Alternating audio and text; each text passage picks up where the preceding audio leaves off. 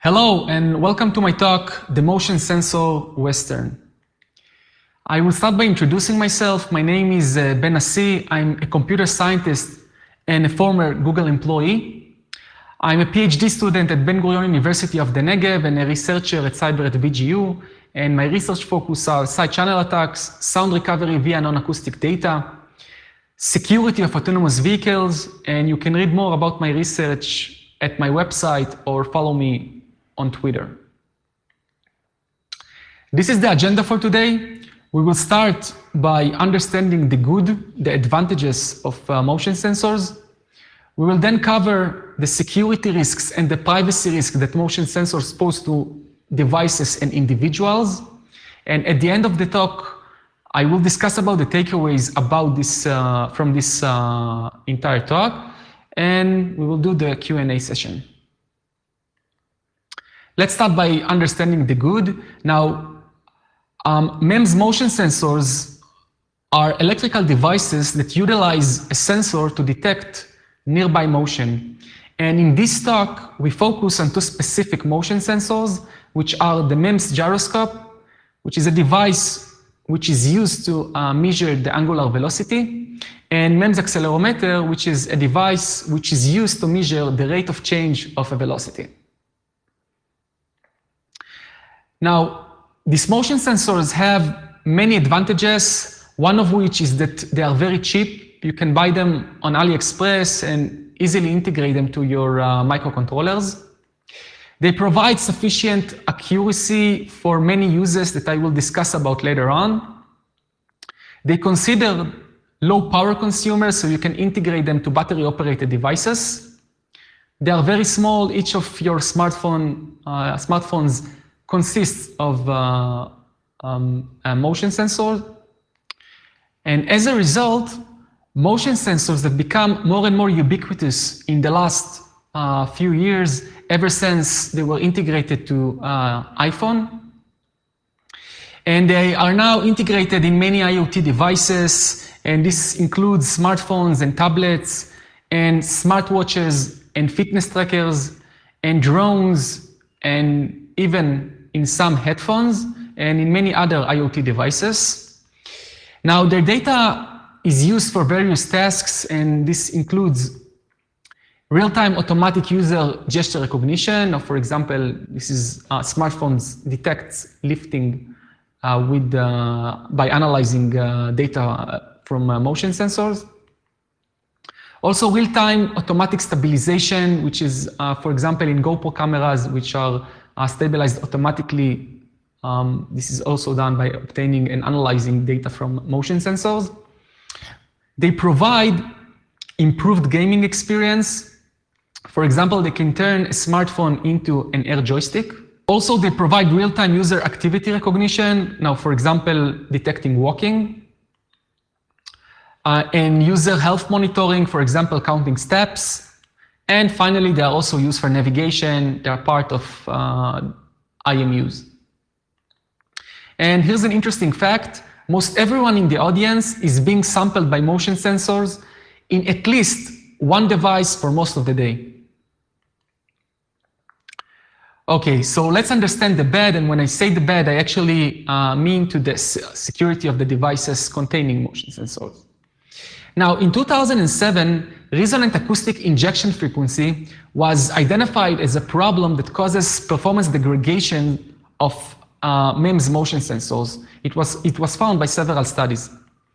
And most MEMS gyroscope and accelerometers have a unique resonant frequency that is related to the physical characteristics of their structure. And as a result of this resonance, MEMS motion sensors generate an unexpected output that may cause the related system to malfunction in response to sound played at the resonant frequency.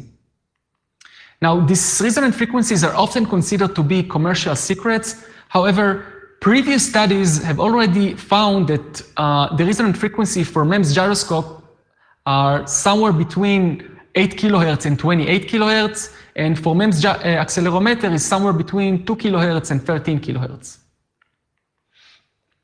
So an immediate question that arises is how attackers can find or identify the resonant frequency of a motion sensor if it is not already known.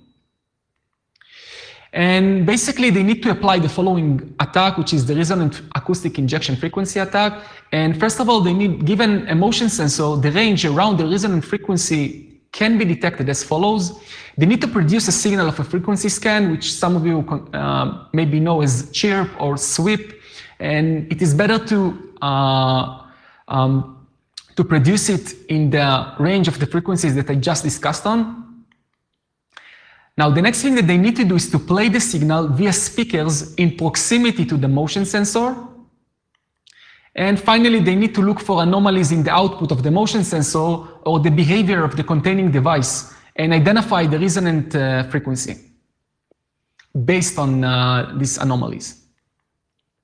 So what are the anomalies that attackers need to look for when they apply the resonant acoustic injection frequency attack? So as you can see, the picture on the right side shows how the original output of a gyroscope, which you can see it in red, was changed in response to the attack, which you can see the change output in blue. And you can see that in some cases, like this case, the attack increases the output, the gyroscope output standard deviation, the range, the absolute minimum and maximum values, and basically you get the idea. In other cases, like the case that you can see in the picture on the right, the attack completely distorts the original signal.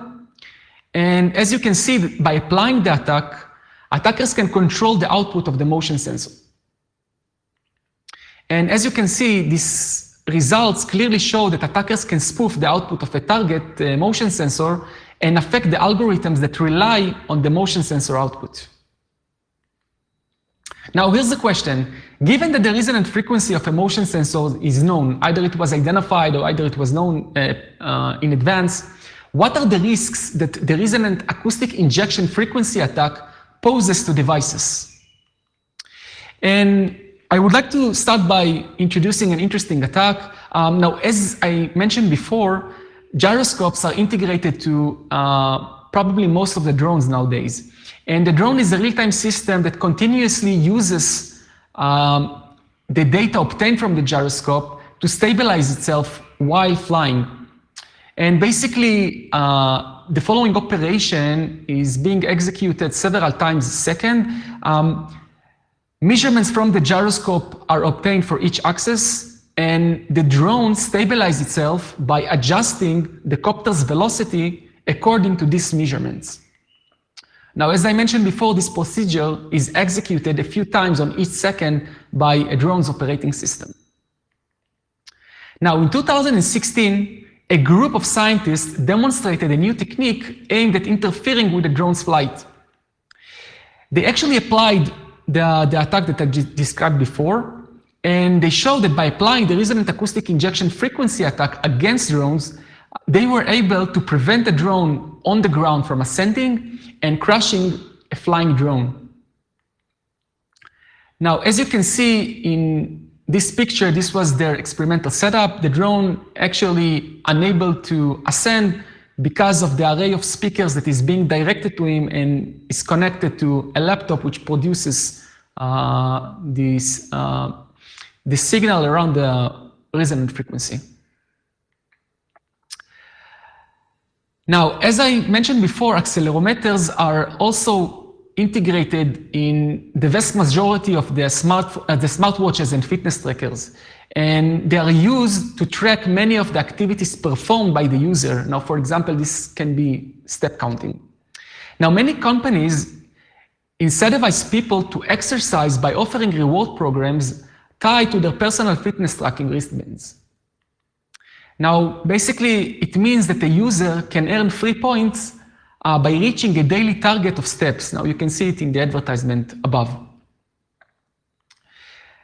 In 2017, a group of scientists demonstrated a new technique to spoof the step counter, and they were able to show that by applying 40 minutes of the resonant acoustic injection frequency attack against the fitness tracker, attackers were able to register more than 2,000 steps and earn 21 reward points on this website without taking any single step. Now, I want to summarize the part of security of devices that consists of that contain motion sensors, and the availability and integrity of devices with integrated motion sensors can be violated by the resonant acoustic injection frequency attack. However, spoofing a device with the motion sensors requires the attacker to place the speakers in proximity to the attack device, and this is because sound deteriorates significantly with distance. And the main conclusion is that the feasibility of this attack is highly dependent on the attack device and the reality of the threat model. Now, there are some good news.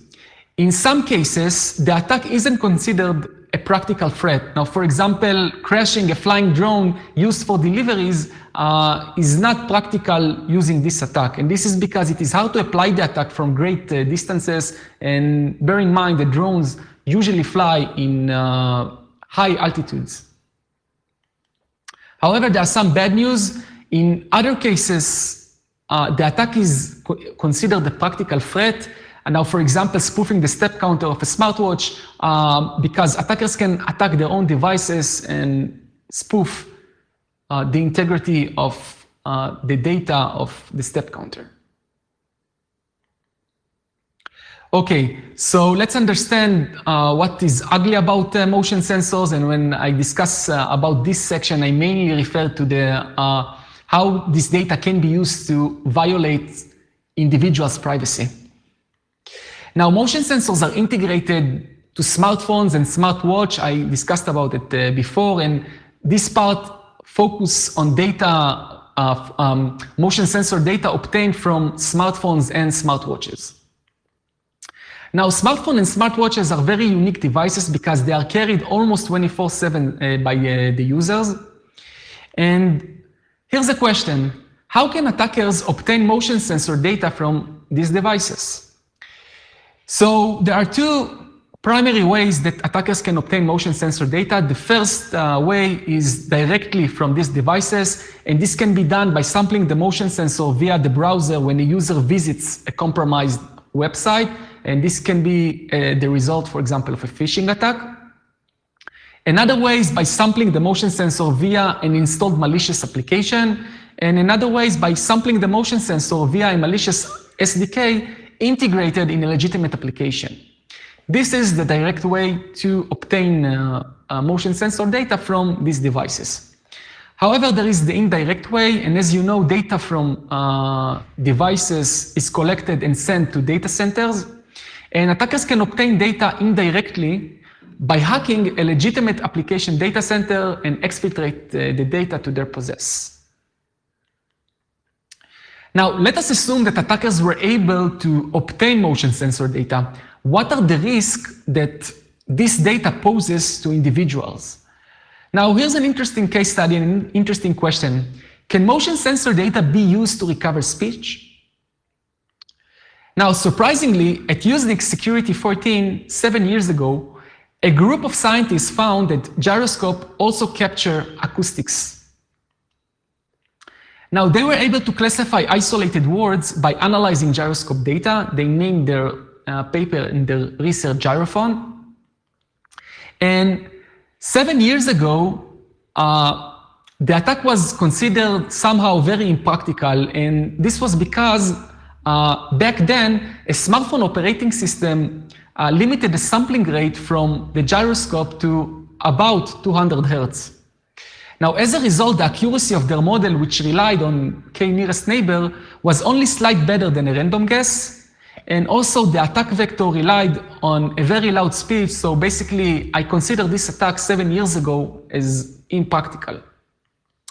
However, during the last 7 years, the practicality of the method has improved significantly. And from 2015 to 2018, an increased understanding regarding this attack vector was gained. And the first insight was that MEMS accelerometers are more sensitive to acoustics than gyroscopes. And also a second insight that was gained is that the effect of acoustics of motion sensors is increased when the smartphone and the speakers share the same physical surface.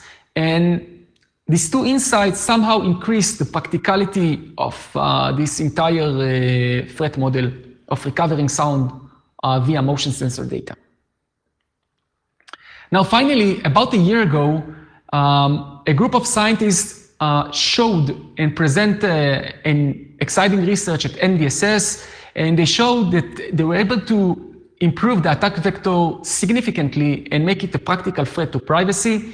And this was mainly the result of that in some smartphone nowadays, the operating system allow a sampling rate of 500 Hertz.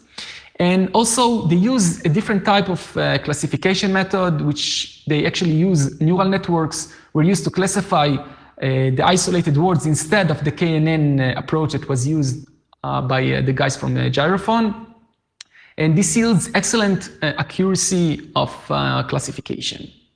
Also, in their case, the attack vector relies on speech at normal volume rather than in high volume, as was in the case of Gyrophone. And as a result, they made the attack very practical. Now, here is some bad news. If smartphones manufacturers will allow a greater sampling rate of the integrated motion sensors in the future, we might even face a greater problem, which is a complete sound recovery of the speech, which we will take the signal and the signal will be perceptible and understood to the human ear, rather than what these methods are able to provide now, which is a classification of isolated words with preliminary dictionary. Now, here's another question to the audience. Now, can motion sensor data be used for keylogging? Now, for those of you who are not familiar with the concept of keylogging is the process of recovering the typed text or password from data. And various methods were already suggested to create keyloggers. Now, keylogging is usually done by analyzing data influenced by the side effects of typing. Now, for example, acoustic data obtained from microphone can be used to recognize or to identify the keys that are typed or pressed. Now, if a user wears a smartwatch while typing on a keyboard, we expect that the data from the motion sensor, we expect this data to indicate the movement of the wrist on the keyboard. However, attackers still need to overcome a primary challenge, which is the missing information. Now, assuming that the user wears the smartwatch on his left hand, attackers can only recover the characters on the left side of the keyboard. So the characters that were typed on the right side of the keyboard are missing in the word that they are trying to recover. Now, various studies have suggested methods to fill in the missing gaps. And the first stage that they suggested is attackers can easily detect strokes on the left side of the keyboard by analyzing data from motion sensors. And the next thing is that attackers can identify missing strokes on the right side of the keyboard by analyzing the motion sensor signal in the time domain. And by doing so, they can identify gaps and infer the number of missing characters. Now, attackers can use a statistical model to fill in the missing characters using a dictionary, and surprisingly, this approach was implemented in various studies showing good accuracy in recovering typing. Now, the conclusions. Keylogging of the QWERTY keyboard via a smartwatch motion sensor is quite practical. Now, the same approach can be used to recover text typed on a smartphone touchscreen keyboard. And keylogging of PIN codes via a smartwatch motion sensor is only possible if the user uses the hand with the smartwatch to press the buttons. The dictionary in this case won't help him because PIN codes are not something that can be statistically, that can help statistically to recover the missing password. Okay, now the last case study is another question that I want you to think of is, can motion sensor data be used to detect whether an individual was intoxicated? And let us assume that the answer is yes. The risks to individuals' privacy are as follows. The primary risk is that in some Muslim countries around the world, intoxication is prohibited by law, and governments penalize citizens for violating this law. Now, the secondary is that this approach can be used to learn about another individual habits, now, for example, by parents to learn about their child. Now, assuming that a party was able to obtain an individual motion sensor data, can the data be used by this party to determine whether the individual was intoxicated or not? So, police officers are trained to identify an intoxicated individual based on their gait. Now, you are all probably familiar with the walk and turn sobriety test. And this field sobriety test has been used by police officers for many years. And here's a question. We actually ask a different type of question. Can we identify whether a person is intoxicated by analyzing motion sensor data obtained from an individual smartphone and smartwatch during a free gait? Now, bear in mind, police officers use a dedicated sobriety test in order to identify whether an individual is intoxicated or not. We want to do it from a person free gait, an individual's free gait. Okay, so we actually performed a case study in order to answer this question, and the findings are described in the following paper, which you can find easily online. It's called The Age of Testifying Wearable Devices, the Case of Intoxication Detection. It was co-authored by myself, Professor Lior Rokach, and Professor Yuval Alovich. Now, the first thing that we actually did is we conducted an experiment. The experiment took place at 3 different bars. 30 individuals participated in the experiment, and each individual was asked to walk twice with the smartwatch and a smartphone for 16 seconds, where only 8 seconds of the motion sensor data was used.